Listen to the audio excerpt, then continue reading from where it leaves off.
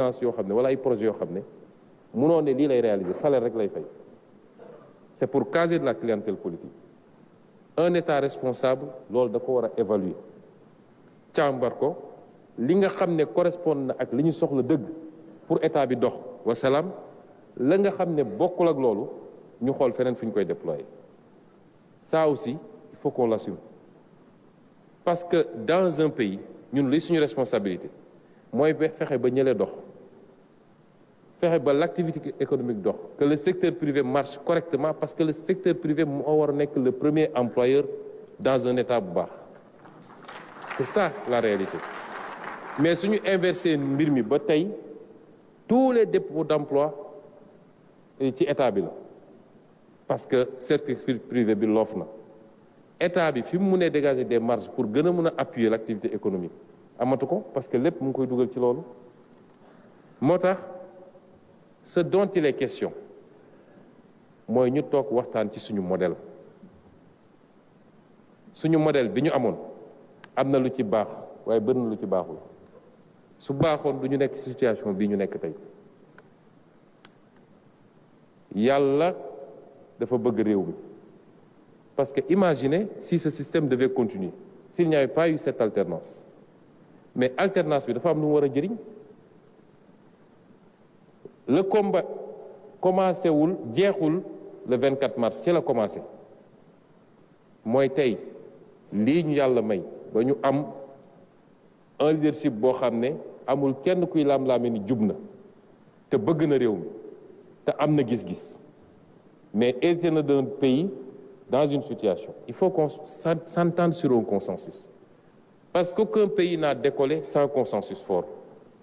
ñaar moo mun a am. Boo seetee les pays qui ont décollé ces dernières années c'est des pays où les libertés ont été réduites du ma tudd pays waaye dem leen ci pays asiatiques yi dem leen ci pays arabes yi wala feneen ak feneen c'est des pays yoo xam ne les libertés ont été réduites pour ne pas dire complètement annulées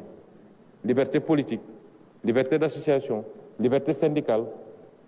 ce qui a laissé une marge pour que nit ñi mën a dérouler.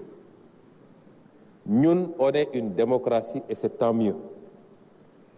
Il y a des libertés et des droits qui sont consacrés et c'est tant mieux. Mais plus il y a de liberté et plus il y a de droits, plus il doit y avoir de la responsabilité. Parce que ça va avec. Et c'est pourquoi modèle bi dafa war a toog nekk ñun ñu toog waxtaan teg ko ci lu leer ak dëgg xool lu kenn ku ne attan ak lu mu attanut. Parce que injustice c'est dans les deux sens État bu mënee ba mu leer ni mën na ba pare bañ a def c'est une injustice jaay doole la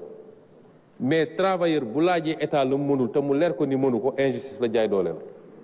et c'est pas parce que am naa sama droit de grève que dinaa ko imposer État et c'est ça qui conduit à la confrontation et personne ne souhaite la confrontation parce que personne n'y gagne. Personne ne gagne dans la confrontation sociale ñun ñëpp ñun su ngeen ñuy juger les électeurs nous jugent au moment des élections le Sénégalais lambda le travailleur nous juge dans les actes qu'on pose tous les jours mais une fois qu'on sera assis ba d'accord ci benn pacte ñu ne leen lii ak lii ak lii ak lii la ñuy def ci diir bi ak ci diir bi ak ci te lii mooy jeexital bi ci réew mi ci loolu ngeen ñuy juger yéen mais en contrepartie on vous dit qu'on a besoin de stabilité pour le faire sànq monsieur Beydi Agne dafa utiliser benn expression nee na sortir de la zone de turbulence ah naka la ñuy génne ci zone de turbulence bu dee pilote beeg passager ñëpp a ngi xeex ku nekk di dóor kuñ per morom du ngeen génn ci zone de turbulence il faut au moins ñu am ce minimum là pour mun a génn ci zone de turbulence bi et ce qui fait que réew mu nekk dafay réew yu développé yëpp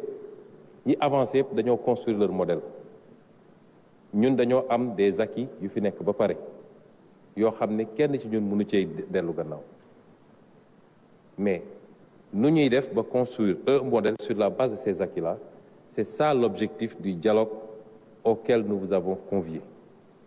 ñu def ko teg ko ci dëgg teg ko ci patriotisme teg ko ci transparence teg ko ci altruisme. C'est ça le sens du dialogue auquel nous vous avons convié. Durant cette période, à partir de demain, en tout cas les jours à venir, il y aura des rencontres sectorielles, il y aura des discussions. Am na préoccupations yoo xam ne man maa ne woon nañu xaar. Et Madame du SAES, moi je ne pense pas que dans ce que vous avez signé avec le ministre secrétaire général du gouvernement, qu'il y ait eu un engagement sur une date pour prendre le décret. Les Grecs m'ont donné le document, mais jamais il n'a été question d'une date précise pour adopter le décret à l'Assemblée nationale, du moins en Conseil des ministres.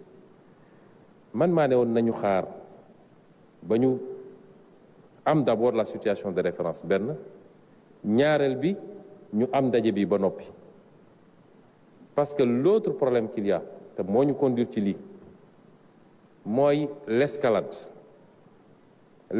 fii tous les syndicats ñëw nañu wax seen plateforme revendicative wala accord yu ñu signé woon te defuñu ko. Dès que tu accordes à un, tous les autres te disent defal ma ko parce que defal nga ñële. Et c'est ça qui amène à l'escalade. Moo tax ma bëggoon ñu am le tableau global. Et je sais que ay patriotes ñoo fi toog ñu ma gën a nekk patriote. Ça je le sais. Ba tax li nga xam ne lu ñu mun a régler rapidement yooyu avec le ministre de la fonction publique on a décidé liñ ci war a jël ci ay actes nañ ko jël à partir de maintenant, mais day dugg ci cadre dialogue bi. Day dugg ci cadre dialogue bi nga xam ne ubbi nañ ko muy ci enseignement supérieur ci santé ci éducation nationale am na yoo xam ne lu mun a avancer la rapidement ba ci yeneen travailleurs yi nga xam ne wax nañu fii la ca des nag ñu inscrire ko kenn ku nekk ci yéen teg mbirum grève la rue wala yu mel noonu ñu teg ko un temps te jublu ci liggéey bi.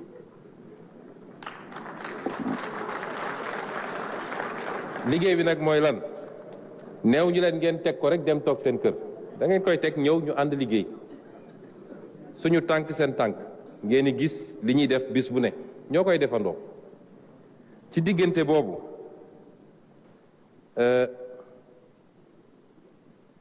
dinañu liggéey ci finaliser le pacte bi nga xam ne moom la ñu bëgg a signer fii ak le 1er mai muy benn. Li nga xam ne ay mesures yu état bi commencé woon jël la léegi am na ko wax ci waxu dund bi mais l'état a fait des efforts énormes ci dund bi. Taxes yi mu doon jël yépp mu renoncé ko ci produit ak yeneen ak yeneen mais réew mooy li ma leen wax il faut que ñu liggéey sur le moyen terme ndax réew moo xam ne li mu soxla li ci ëpp da koy jéggaani produirul il dépend ou il est très exposé au choc exogène. Ceeb ba ngay lekk la ci ëpp bayoo ko fii produit pétrole yi nga soxla toutes les consommations loolu yow mën nga bàyyi taxi yi mën nga bàyyi li mën nga bàyyi li waaye la ceeb bi di jar sur le marché international mënoo ko changer. C'est ça la réalité parce que li mën a surenchérir ceeb bi dañuy xool lan moo ci responsabilité état lan moo ci mën a nekk responsabilité état ak lan moo ci responsabilité su doon ceeb bi dañ ko jëlee bitim réew mu jar fukk état ñëw teg si juróom wala beneen fukk ci taxe nga ne état bi moo tax ceeb bi cher mais état bi nee na man lépp banaa ko waaye li Inde jaayee ceeb mënoo mu ca dara. Moo tax ci suñu programme de développement li ñu ne suñuy priorité loolu tam am na solo parce que non seulement dem nañu lebi xaalis bu bëri mais yóbbuñu ko ci priorité réew. Ñun de li ñu gëm mooy balaa nga naan naam ne fa sénégalais yi il faut ñu lekk lu baax ci njëg gu yomb il faut ñu faju ci njëg gu yomb bu ñu feebaree ak faju qualité il faut ñu am njàng bu jaar yoon il faut yooyu ci suñuy priorité la. Moo tax mbay mi càmm gi napp gi secteur industriel loolu mooy suñuy priorité suñu priorité c'est pas faire de grands immeubles ñu ne xool leen immeubles yi ñuy tabax wala de grands stades loolu mun na ñëw après mais construisons d'abord une économie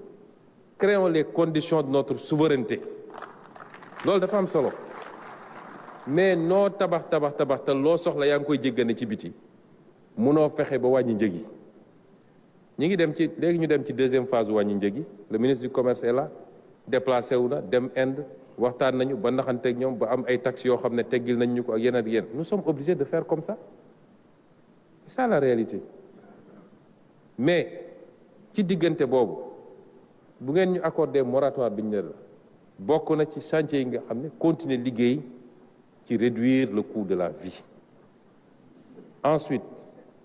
on a un vaste programme de logements sociaux bokk na ci li ñu waroon programme présenté fii mais ñi ci njëkk a profiter c'est les couches les classes moyennes comme on dit les travailleurs lu ñuy liggéey la parce que jàpp nañu ci préoccupation essentielle de tout citoyen rawatina borom kër mooy nga am foo moom sa bopp boo weer kenn du la fëgg ne la andi location lu ñuy liggéey la ak yéen. dinañu continuer aussi di liggéey ci lépp loo xam ne farata la ñu fexe ba retard du ci am te kenn du ci ñaxtu bokk na ci salaire bourse indemnité yeeg prime yi bëri na ci enseignement bi bëri na ci enseignement supérieur bi éducation nationale yooyu yëpp wax nañu léegi li jëm ci dette publique bi dette publique yi ñëpp am nañ ci responsabilité parce que am na ñoo xam ne dem nañu jël ay engagement ak état te jaarul ci yoon marché sax amuñu ko woon am na aussi ci système bancaire bi ñoo xam ne dem nañu dugg ci logique financement boo xam ne dafa génn cadre finance publique yooyu yëpp am na fi ministre des finances ngi nii mais n'empêche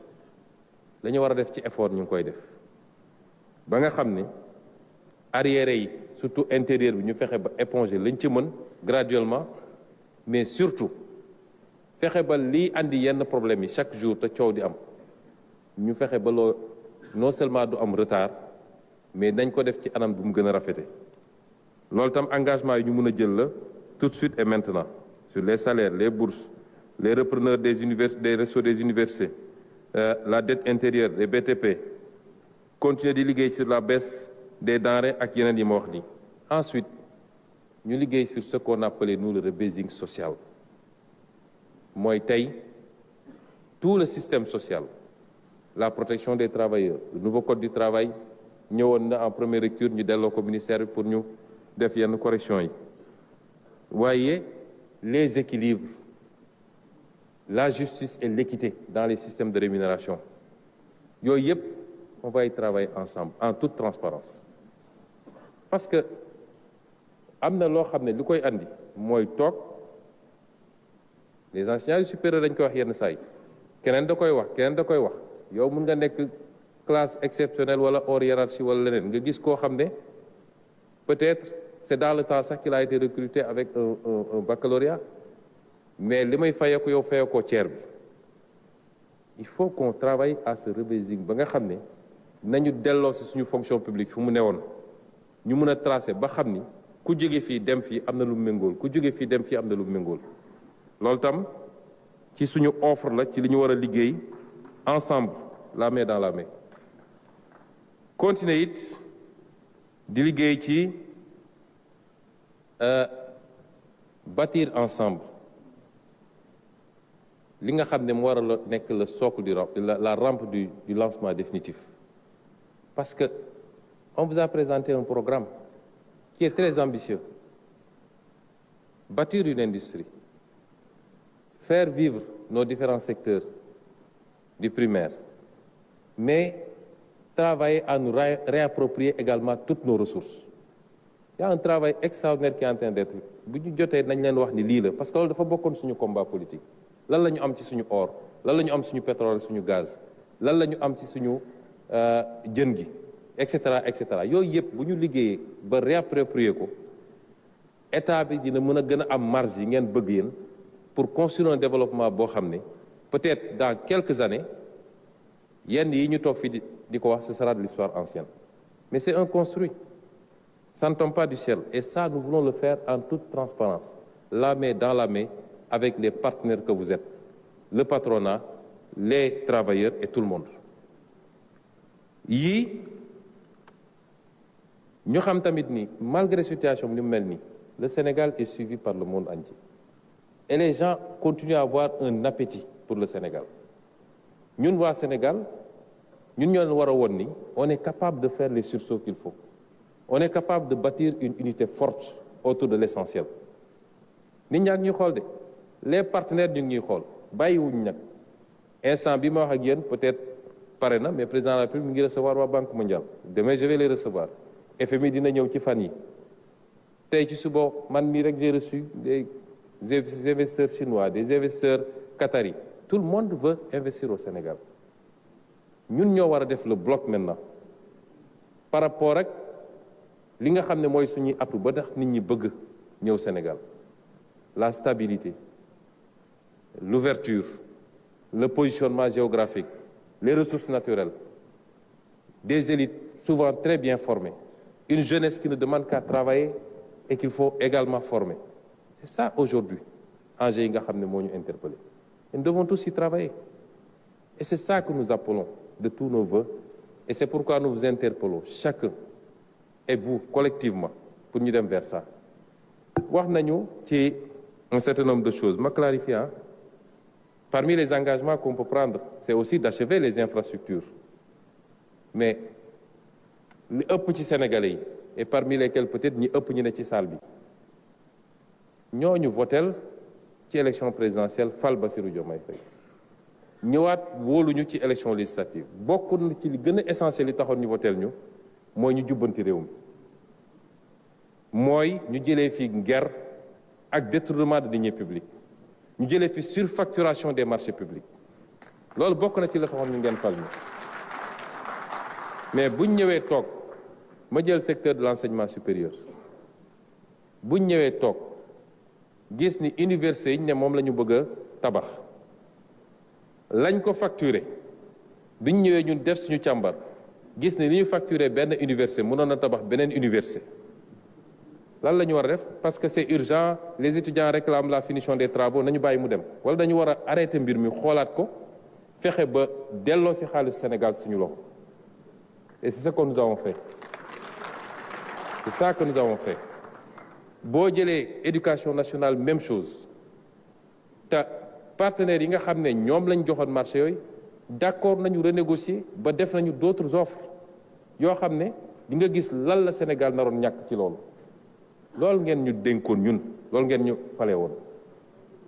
boo jëlee la santé c'est la même chose avec les hôpitaux tous les hôpitaux pratiquement à l'exception de benn yi ñu war a tabax c'était largement surfacturé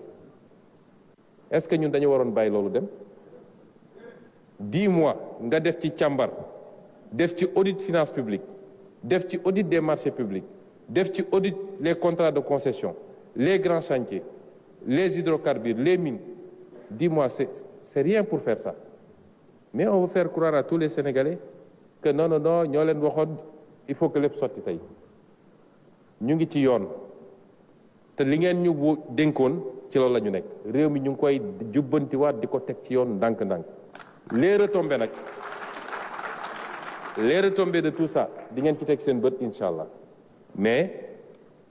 nit du ji tey mu màgg tey mu witti tey consommer tey wala jaay tey loolu amul fenn kon lañ leen demander di leen ko demander encore une fois et je parle d'abord aux centrales syndicales je parle également aux syndicats professionnels nous sommes ouverts au dialogue et nous allons dialoguer dans la transparence tout ce qui est faisable nous le ferons nous éviterons autant que possible la confrontation et nous devons tous éviter de nous pousser mutuellement vers la radicalisation